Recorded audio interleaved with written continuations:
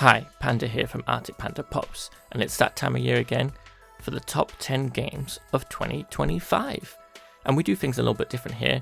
We are choosing our top 10 games that we finished in 2025, so there might be some new titles, some retro titles. I like to choose the ones I've managed to complete this year, and there was quite a few this year, and so many good choices. So here's my top 10. Kunitsigami Path of the Goddess is a unique take on the tower defense genre. So your main character can take part and do combat against the demons, but you can also put down different people of your team. So you could put here's like a sniper type character, or here's like a mage that can slow down the enemies. And all the demons come from like different parts of the map, like usually from like a gate, and they're from a particular direction. And so you're like thinking, right, where can I put them? And what's cool about this game is that each level, each stage, the map is kind of a little bit different. So you're thinking this time going, right, so now there's water here, or there's higher places for me to stand, or it's a different type of enemy. And like the boss fights are like this, are unique as well. Boss fights are like usually in this arena, but there's something different about each boss fight. You have to think different, like what characters can I use? And you can like upgrade your characters. There's an endless survival bonus mode as well. And I was just hooked to this game. I was like, this is so good. Like, sometimes play tower defense games and do a couple rounds going, yeah, it's good, but I'm not particularly too much into it, except for like Plants vs Zombies. But this one really gripped me. I was like, this is so cool. So this is definitely worth checking out. If you like tower defense games and combat games, this is a cool like fusion of both. And I just love the setting. The setting is beautiful. The music's great. There's a few like eeriness. There's definitely like an eerie, like these are quite strange and peculiar demons. There's an eeriness to it, but it all suits in. It all comes together really well. And it's hard to explain in any other words. It's just a really cool take on this tower defense that's definitely worth checking out.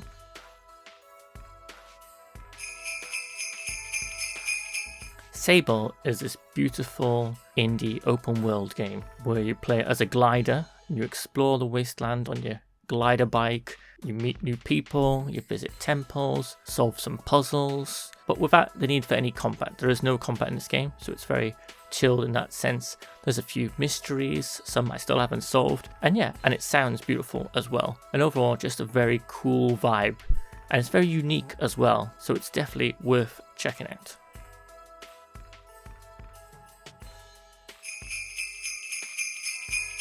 Princess Peach Showtime is another great example when Nintendo tries something a little bit different. Here they've brought Princess Peach to her own game, which she did have on the DS, but this is very different. So this is sort of a platformer. There's some platform bits. It's all set in a theatre, and each stage or level is a different show performance. So you can be everything from a sword fighter to a baker to a detective, and there's loads more. I don't want to give any spoilers, but this helps makes all the levels unique. And yes, you do get more than one level as the same type of character, but they're still like different. So it's really cool how you have like these different types of gameplay. Like the sword fighter is a lot different from the baker. And I just generally think it's good. It has a great Nintendo vibe, the music's great, and I really hope they make a sequel and more Princess Peach games because she deserves them. And this is a really solid Nintendo game and I really enjoyed it and definitely worth checking out.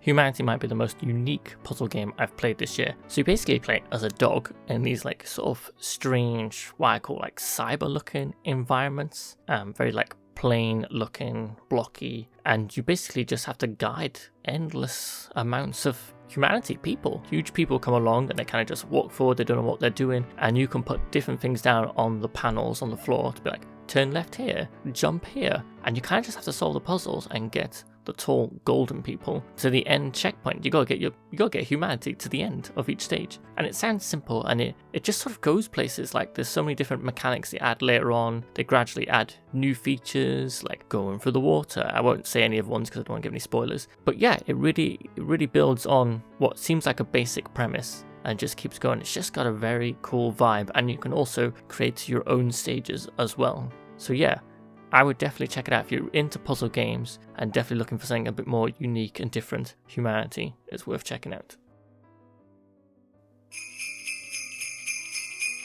Once again, Nintendo is doing something a little bit different here with The Legend of Zelda Echoes of Wisdom. You get to play Zelda. Actually play Zelda and trying to find Link and save Link this time, which is a pretty cool concept. And Zelda plays quite differently from Link. She isn't like all sword and shield, even though you do get that ability. She meets a friend, this little creature that can summon items, and she can learn to copy things from the environment, bad guys, furniture, and this way you can solve puzzles like make up stairs out of beds to get to a higher platform, or use certain enemies to battle other enemies. And I just think it's really clever. Some really cool dungeons in this, some cool puzzles using this mechanics, and it has a really cool, like, I sort of like think it's like sort of cutesy, not clay animation style, but that sort of like small little like toy world sort of look to it. I don't know, it's hard to describe, but it looks beautiful and it plays really well. And the fact this is one of the few Zelda games I've actually finished all the way through just proves how engaged I was with it and how much I enjoyed it. And it is a really good Legend of Zelda game. Don't let it put it off that you're playing Zelda instead of Link. This is a really, really good game and definitely worth checking it.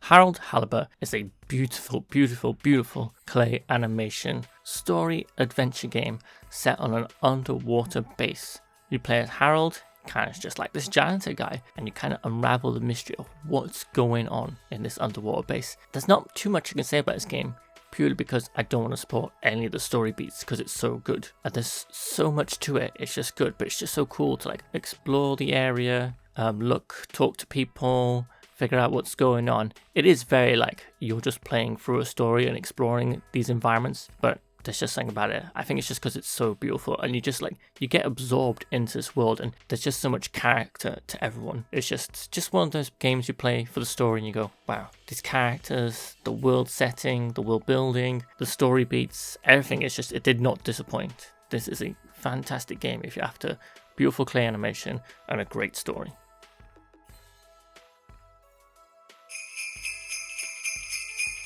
Neo, The World Ends With You is a last minute entry as we've only just recently finished it. It is an epic JRPG. You follow these characters that end up in this game set in Tokyo, and it's sort of like a game that's got like demons and these other characters called Reapers. I don't want to spoil much of the story because this game is a large chunk story. Like you will be watching and reading a lot of like manga style cutscenes, which the story in this is epic, and this is why it's on the list. But there's also some fantastic gameplay here. You combat these different demons called the Noise, and you don't really control one character. You can't move them about, and you move the character you're currently attacking, but you can like have multiple attacks. Each character is like assigned a different button on the controller, which sounds confusing at first, but as soon as it clicks, you really get into it, and it is good. It is a long game, but it's really good. And I highly recommend it if you enjoy like manga and Square Enix JRPGs and Tokyo, and like how it's not like all armor and stuff, it's all based on different fashion clothing brands that you wear. And also skills go up by eating. You eat, so when you have food you'll fill up, and then you'll go do some battles, and then your hunger levels will increase. You like empty your hunger bar and you'll have to fill it back up with food, but those foods give you like bonus health points, bonus defense, bonus style points, and it just works really well together. And the music in this is epic. There's just so many cool little things about this that all comes together to make this really good JRPG, and it's probably why Square Enix are probably some of the best at making JRPGs. So I highly recommend it for any JRPG fans out there.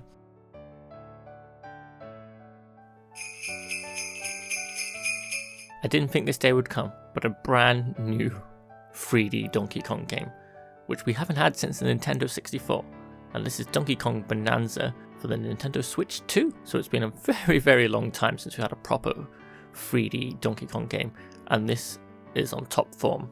This is by some of the developers that worked on Super Mario Odyssey, and it kind of has that vibe. What's special about this game is that you can go anywhere and destroy more or less any of the terrain.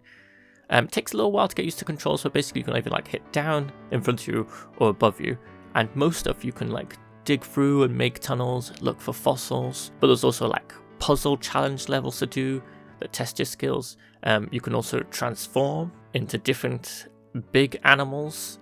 I won't give you any spoilers, but they all sort of have their own different abilities, and they all play later on into later levels. And the levels, they are levels here once you've got so much, defeated a boss, the next level, but all the levels are set in layers of the earth, so you're going deeper and deeper trying to get to the core of the earth, or whatever planet this is set on. And you've got Pauline to help you This is a young Pauline, and we all know Pauline as the mayor of New Donk City, so you probably remember from Super Mario Odyssey and from original Donkey Kong, where Donkey Kong has got her captive and Jumpman's got to save her. So, and yeah, overall this is great. Feels great. Some great music. It's really good to see that Donkey Kong is back in a 3D platformer. I hope they do it again.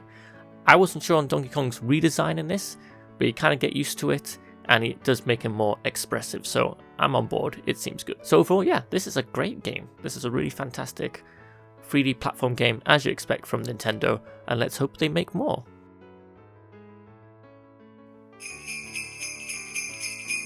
As soon as I saw the first teaser for Kirby Air Riders, I was so excited, and it has not let me down. I've waited a very long time. As a big fan of Kirby Air Ride on the GameCube, I didn't think this day would come, but it did. A bit like with Donkey Kong, I just didn't see it happening. But here we are, we're back again. Kirby Air Riders is a fantastic, if not really unique racing game, because you don't hold the accelerator down. There's only kind of like 2 buttons. A does like your brake, you hold it down for boosting, you use it to suck bad guys in, you only use like the Y button or something for special, to use your special ability once you've built it up. Kirby and all Kirby's friends transform. Well, they gain the abilities, sort of transform, they get like a hat, but they gain abilities of different enemies that are on the track. The track's all so different and varied. And then the city trial mode, which is the most unique thing, and it's really hard to explain, but basically you go into a city for 5 minutes, pick up as many power-ups, pick the air ride that you want, and then you're thrown into a random minigame. Is it a race? Is it randomly eat as much food as you can? Is it a high jump? You just don't know. So you have to really like plan, like, what sort of vehicle do I want to do for this? And they even brought back the top-down mode, which is like a sort of top-down, like, classic racing from like what you've probably seen racing games like in the arcade in like the late 80s. And yeah, there's just everything here. Even a great story mode where you just randomly do different little missions. It could be a race, it could be eating food, it could be a special challenge with some weird modifier. But there's some really great cutscenes as well, and an epic story, which I'm not going to ruin here, but it's worth checking out. This is solid. After a year where I've been disappointed by Mario Kart, this is really blown out of the water for me. This is definitely my favourite racing game of this year, and it's just amazing. Just go and play it. But it's so different. Like, you could have a vehicle that flies normally, or you could have a vehicle that doesn't even turn. You have to literally hold down the brake, turn on the spot, and go. How bonkers is that? But it's fantastic. All the characters are here. It's just, wow. This, you can tell a lot of love has been poured into this game. And I kind of just wish there was even more of it. So it's sad to hear that they're not making any DLC or expansions. There's no plan for a sequel. And I'm just a bit like, that's a shame. Because what's here, and there's plenty of it, is fantastic. And it's always one of those things when you have something really good, you kind of would like some more, or the hope of a sequel. But let's see, we never know. Just because they said they're not any plans doesn't mean it's not going to happen. So let's keep our fingers crossed, but go and play. If you haven't got it, you've got a Nintendo Switch 2, this is on the top of the list of games to get for the system. So go and check it out.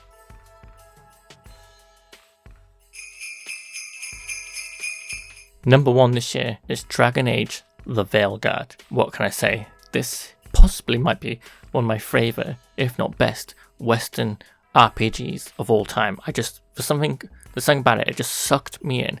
I love the characters, they're nice and diverse and interesting. Like, I was so hooked. I was like, I need to know what's going to happen.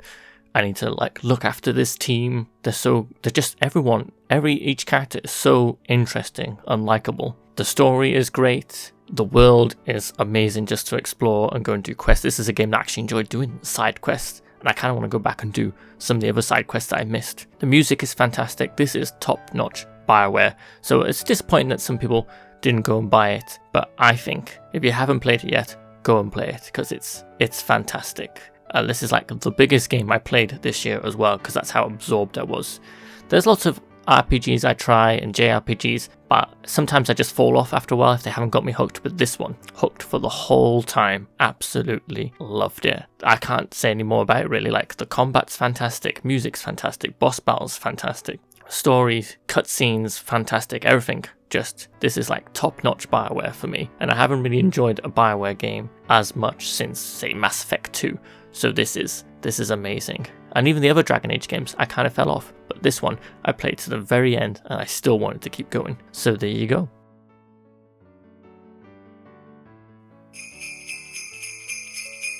So that's another year of fantastic games, and that was our top 10 games. Our personal choices for what we thought were the best games that we finished this year. So many fantastic games, and there continues to be more fantastic games all the time. So definitely worth checking out those games I recommended. There's also some honorable mentions on screen now. I've been Panda. Thank you very much for joining us. Remember to like and subscribe. And I want to give a big shout out, especially for this whole year. Big shout out to our Patreons, Ko-fi donations, and Twitch subscribers to help keep us making the channel. If you would like to know how to support us, all links in the description below. And yeah, thank you so much. Have a good winter holiday, and here's to 2026. Wonder what awesome games will be in our next year's list. So join us next time. Bye.